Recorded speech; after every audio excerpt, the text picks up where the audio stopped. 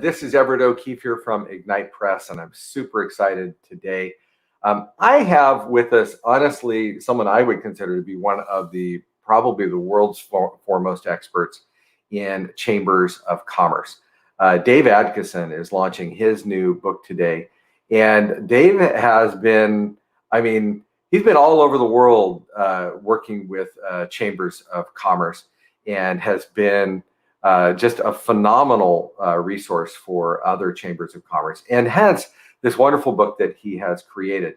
So I would like to bring on Dave Adkisson so we can talk about his new book, Horseshoes versus Chess. And we're going to explain that title here in just a minute. Dave, how are you doing? Very well, Everett. Thank you for having me today. Gosh, it is great to see you here. And I think before we go too far into the book, I want to say, also want to say welcome. We've got some people coming in live. Please, I would encourage you to use the chat to let us know where you're chiming in from. And then as we go forward, if you have any questions or comments that you want to share, we'll bring them on and let Dave address them. And we just love that. Absolutely love that. So use that chat log. So Dave, tell us a little bit about yourself before we get into your book. Well, sure. Thanks. I started my chamber career in my hometown. Could barely spell Chamber of Commerce at the time. Didn't know a whole lot about them, but I loved it as of week number 1 or week number 2. I just loved it. And spent several years there, ended up in politics for about 12 years, and then went back to my hometown chamber for another gig before being called to the Birmingham, Alabama chamber to be their president for about 5 years. And then the Kentucky chamber invited me home, and I was president of the Kentucky chamber for 15 years, retired about a year ago. And I spent the first year of my retirement kind of writing a letter to my younger self, trying to put on paper what I had learned during that career in chamber world. All right, and I called you perhaps one of the world's foremost experts about chambers. I mean, you've been involved in chambers in small towns, big cities, and at the statewide level. And I know that you've also, in that involvement at the statewide level, worked at the national level as well, correct? Interfacing with all of those.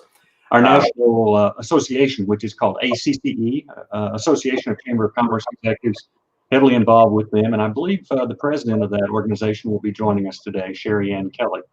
Terrific. What I would do, Dave, if I can have you move a little to your left, so we're centered up in the camera a little. Okay. There we go. Much better. Wonderful. So this is great. In fact, let's take a look. Kathy Fyock has chimed in. Dylan said Dave rocks. And in fact, let's bring your book up, because I think it's important that we need to take a look at this. So your book here, bring that up. There we go. And take the comment down. So Dave, your book here is Horseshoes versus Chess, a practical guide for chambers of commerce leaders. Now, by the way, for any viewers, this is available today. It's a launch day special. Really, it's 99 cents available on Amazon for that amount. And I would encourage you to pick up your copy, either your paperback or the Kindle, knowing that your Kindle purchase really actually helps Dave as he goes through this bestseller launch right now. So you can pick up that book today on Amazon. So Dave, if you would, tell us a bit about, well, let's talk about the title of this book. Where did Horseshoes versus Chess come from? Explain this to us. Well, contrary to popular belief, it did not come from the latest hot Netflix series about the game of chess. But back over 40 years ago, when I was a young pup at my hometown chamber, I went to our national association, our state association of chambers. And the speaker after dinner was Mr. Charles Hurd, president of the Louisville Chamber. He later became chairman of ACCE, our National Professional Association. He told a story that night that I remember to this day, and I titled my book after that story. He said, a lot of people think that running a chamber of commerce and growing a community is like playing horseshoes. you show up at a picnic, some people have some horseshoes, they invite you over, and you rear back and toss one. If you get close, you get a point. If you get a ringer, you get 3 points. And the one with the most points wins the game. And that's pretty much it. It's simple, almost self-evident rules. There's no strategy to it, no skill set required. Running a chamber, according to Charles Hurd, on the other hand, is a matter of strategy and intelligence and thinking ahead, 1 move, 2 moves, 3 moves in a sequence ahead. And he said that's the nature of growing a community through your Chamber of Commerce. And that stuck with me. He even took the analogy further by saying that the pieces on the board are like in your community. You have transportation, education, healthcare, downtown development, the arts, all these various pieces of the community that need to move forward to win the game of prosperity. So I thought that was an apt analogy, and I used that in the book. And thanks to your talented staff there at Ignite Press, they were able to capture that on the cover and through the book with some of the graphics. So that turned out to be very nice, I think. Well, thank you for your kind words. And I have to say that analogy, as you explain it, really rings true. And there's sometimes people will shoehorn their ideology into some sort of analogy, and it's not really that great a fit, but it sounds clever. That's not the case here. I think not only does it sound clever, seems apropos, especially when you talk about the pieces being those various elements in the community and how strategically you're moving them among the board and navigating them as a chamber. I think, Dave, I see, having interacted with both small and large chambers of commerce myself, I see varying degrees of sophistication from chamber to chamber, with some seeming completely disorganized and others being just, dialed in. Do you speak to that, in your book? And does your book provide tools for these chambers to get away from that disorganization and to move into a more organized status? Well, as has often been said in our particular business, if you've seen one chamber, you've seen one chamber. They are so diverse. You have small, you have large, you have state, you have local, you have metro, you have LGBTQ chambers, you have Hispanic chambers, African American chambers, etc. So they're all very different by nature. But yes, the book speaks to that and talks about how you build your capacity, how you mature as a chamber. And nonprofit organizations, every organization, businesses, corporations, they go through ebbs and flows of leadership. That's not surprising, but hopefully this book will allow people to gain some insight into how you bring a constant level of energy and innovation to a chamber and sustain it over time. I hope that's how people see it. And the big challenge, as Mick Fleming, former president of ACCE, told me when I first told him about this little exercise I was going to start, he mentioned that the big challenge would be to thread the needle of speaking to chambers that are so diverse. And so I encourage the reader to translate what I'm saying to their experiences. It's not an instructional manual. It's not meant to be the 10 secret rules to run a chamber of commerce. It's certainly not an autobiography, and it's not a memoir. It's more of a letter to my younger self. What would I have wanted to know if I were starting my career in chamber life again? And so it's those lessons, trying to translate it back in time to myself and hopefully resonate with some other folks today. Looking back, I like that idea about this letter to yourself. We're sometimes asked that question: what would you tell your younger self to help them, to help them go forward? So in this one, you've written quite the letter, quite the letter to your younger self, and quite the letter to those other people in those chambers. I like to bring up some of these comments that we're seeing. Okay. Because I think some of them are some people So Nancy has said, here to support one of the best in the industry, and that is awfully kind. Nancy Kiefer at the Daytona Regional Chamber. She was on my editorial board. I reached out to about 20 chamber CEOs from Hawaii to New York to Daytona to Wisconsin and asked them, look at my manuscript, tell me give me your feedback. And I made some real improvements, I think, because of their input. One of them, for example, said, "Hey, Dave, you just retired and you say nothing in the book about retirement, succession planning, and that sort of thing." So I actually went back and added a section. And that's just one of the several great pieces of input that I got from my volunteer editorial board. They're all still waiting for their paycheck, but they were kind volunteers, and several are on the call. Nancy was one of them.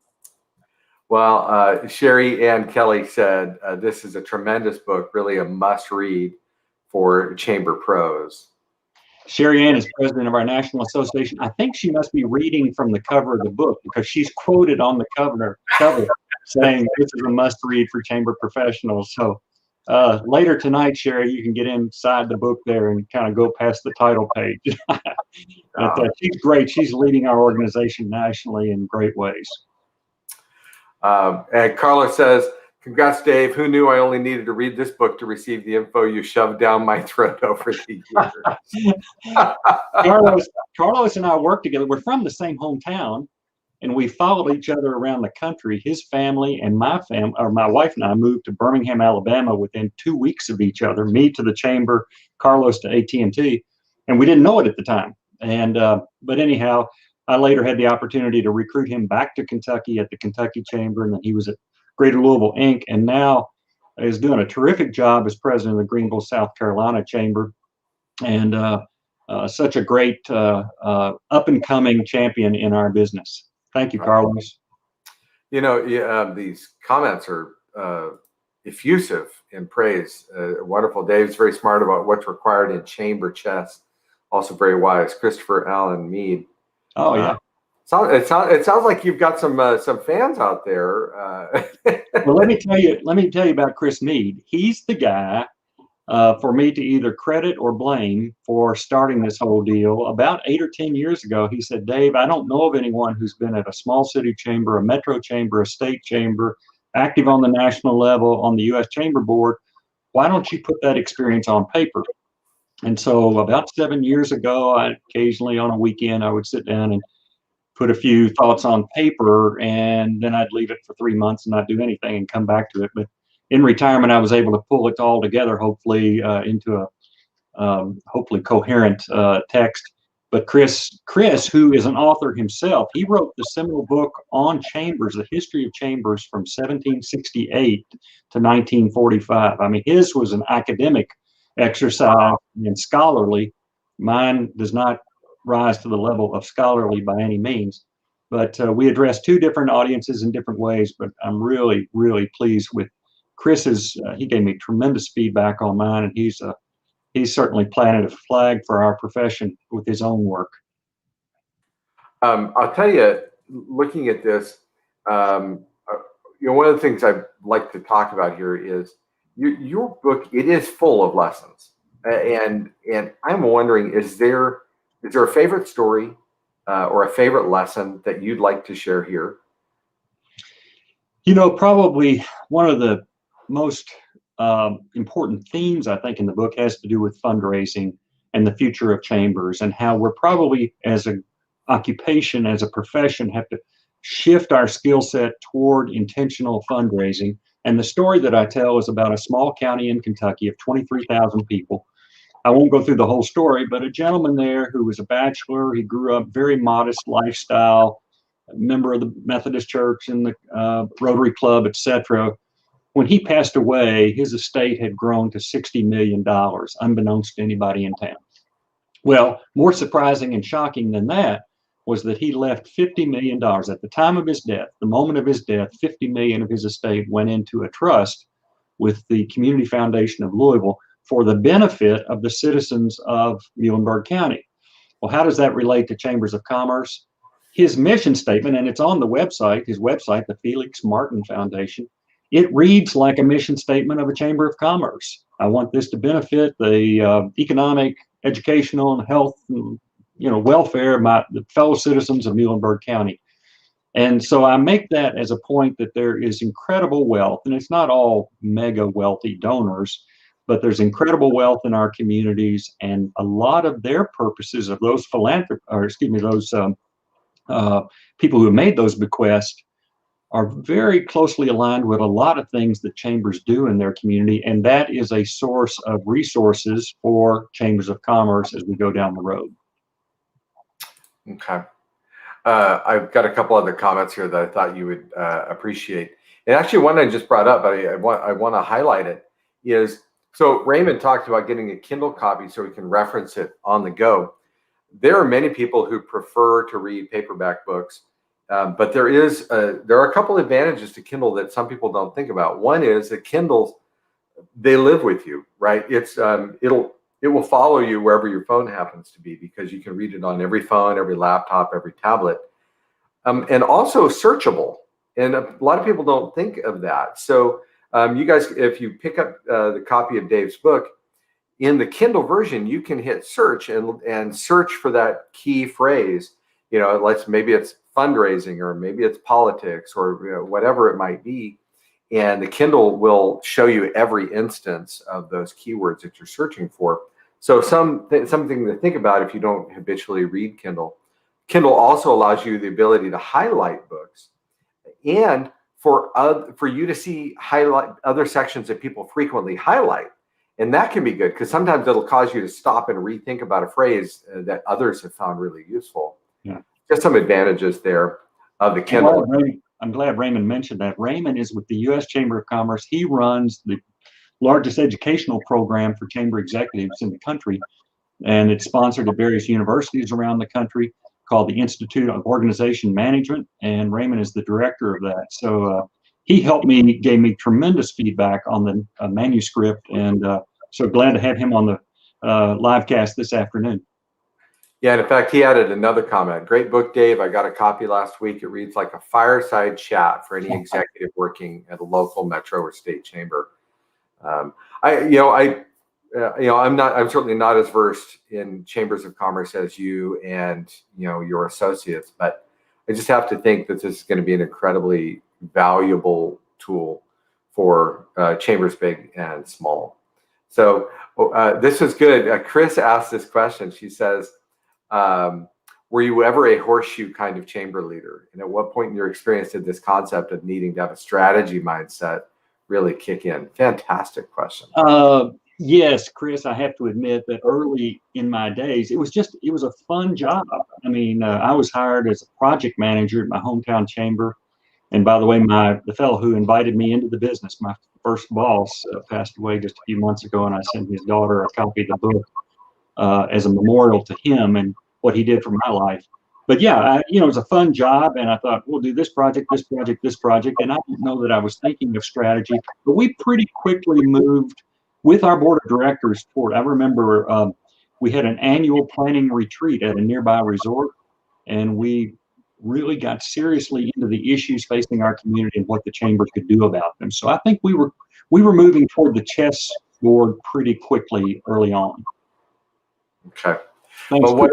Chris is responsible to a great degree for the cover of this book and all the graphic work throughout. She did a terrific job. Thank you, and I know she appreciates that. She and Malia, yeah. Wonderful. Carlos Phillips, excellent read for leaders in chamber industry and beyond, associations, not-for-profits, etc. Well, so then that's a good point. I mean, you've written this with the idea of chambers of commerce, but so much of this is useful in other organizations, is it not? Yes, and back early on, I've known Kathy Fyock, my book coach. She lives in Louisville, and I've known her for a while. She's the person who linked me with you, Everett. And we debated, should I broaden my audience beyond chambers to nonprofits, because there's a broader audience and it might be more, might be more popular in that sense. And the more I thought about that and tried to do it, I realized that I would lose my own voice, because the chamber world was really where my feet were. And no one else had really, I was told by Chris Mead and others, that nobody else had really attempted a comprehensive look at kind of the personal side of being in chamber world. So Kathy was very helpful in that regard as we kind of focused the voice. But yes, I bet 80% at least of what's in the book would apply to almost any nonprofit organization where an executive reports to a board of directors. Okay. So let me bring this up again for those people watching. The book is for sale right now on Amazon. You can actually get the Kindle version for only 99 cents right now. That's a launch day special. That'll be available today. And then it will go back up to its retail price. Of course, the paperback is also available there. So I would encourage you to pick that up. Now, Dave, you sent me some pictures, and I was thinking about just running them while you were talking, but I think some of them require a little bit of explanation.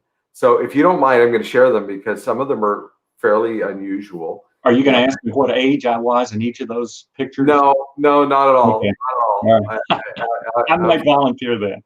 Yeah, I'm going to start you easy. I mean, this was just this really beautiful headshot of you in front of the Capitol. Is that in Kentucky or? That's the Kentucky Capitol, right? That's in Frankfort, Kentucky. Mm-hmm. Yeah, absolutely beautiful. How about this one? That's more beautiful. That is my grandkids. We took them on a vacation to Canada and up through Cincinnati in the National Underground Railroad Museum. My two Haitian American grandsons and our biological granddaughter, Violet. So that's Erickson, Love, and Violet. And my wife, Bonnie, of course. She's a Star Trek fan. You might notice that. You know, that's pretty good. Apparently a Starbucks or Pete's Coffee fan, too. Oh, yeah, that is right. How about this one? I love this picture. Well, that's at the governor's mansion where I had the podium for a little while. I think I was introducing the governor at that point for a speech to a international or World Trade Center group or something. But yeah, that's fairly routine for a chamber exec to be behind the podium introducing somebody or bringing up the next guest. All right. And how about here? Oh, that's my retirement reception, and there's my family. My wife Bonnie on the left of the screen. My son Cyrus, he's an entrepreneur, and my daughter and her husband right over on the right. Dr. Kendra Fawcett, and her husband, Dr. Fawcett. Both recently got their doctorate. So I'm proud of that group, and they were with me when the chamber put on a reception. The Kentucky Chamber put on a reception for my retirement. All right. How about this one? That is a bunch of good Kentucky chamber execs standing on a stage together. I believe we were in Long Beach, California, if I remember correctly, out there near you, Everett. And the Louisville Chamber and the Murray Chamber, I think, had just won Chamber of the Year with Association of Chamber of Commerce Executives. And there's Bob Quick and Amy Cloud, a whole group of friends there celebrating the fact that Kentucky had really done well that night with awards. Our chamber had been State Chamber of the Year, I think the previous year or the year after that. But anyhow, it was a night of Kentucky celebration. All right. And then this one is the most intriguing. Yes, that's Sheikh Mohammed, the ruler of Dubai. And ACCE sponsored a trip to Dubai, a delegation of chamber execs from around the country. I happened to be the chairman that year of ACCE, so I led the delegation. Sheikh Mohammed, of course, an incredibly wealthy ruler of a Middle Eastern country, and he owns 3 horse farms. He's really into thoroughbred racing. And someday wants to win the Kentucky Derby, and I had the opportunity to meet with him at the palace with all of our other chamber colleagues in the grand ballroom or wherever we were there. So it was quite an event. That was, by the way, on the front page of all the Arab newspapers in that country the next morning. So, wow, that is I really am in the presence of greatness here, Dave. I mean, you are quite the mover. During our conversation, his cell phone rang in the pocket of his white robe there. And I said, "You better get that. I think it's President Obama." So, yeah. I love it. A couple more comments here. Nancy says your book is a great tool for strategic planning committees, search committees, a must-give gift to every chairperson of a board of directors. That is some pretty high praise there for sure. Well, thank you. And yes, it is. Thanks to Nancy. Joe Roman at the Greater Cleveland Partnership, Nancy knows him. He's been a leader in our industry. He's retiring in May. He bought a bulk order the other day. And I could have gotten him a bulk order with a bit of a discount, but he wanted to go ahead and get them. So he ordered them on Amazon. And he even ordered one for whoever is selected to be his successor. He said, I'm going to leave it in the middle of my clean, empty desk the last day I'm here and I'm going to leave it for the new guy. So I thought that was quite a flattering comment. That's a terrific comment. That is high praise indeed. And I love the fact that his plan is to leave that clean desk with your book sitting there so he can focus on that which is important, right? Or that which is going to give him the direction. So I have another question for you. I know that, and this is true in every, I think in every organization that has a board, developing the board and communicating with the board and maintaining the board, right, are critical to the success of the organization. Absolutely. Is there, you have a section in your book where you talk about working with the board of directors and developing it. Is there a little nugget that you could perhaps share with us now that you think is critical, either in the development or the maintenance of your board? Well, I think of two things. One is we as paid chamber professionals have to earn the respect of top business people in our community. We can't waste their time. A meeting has to be worth something. They need to feel privileged to be in the room with the other business leaders there. We try to minimize our internal business like bylaws and budgets and membership and all that, and actually talk about the substantial issues of the day and hear from substantial speakers. So that's one thing, earn their respect. And the other is to have fun. We created, I think, a sense of esprit de corps with our board members through some international travel and through receptions, dinners at prestigious places.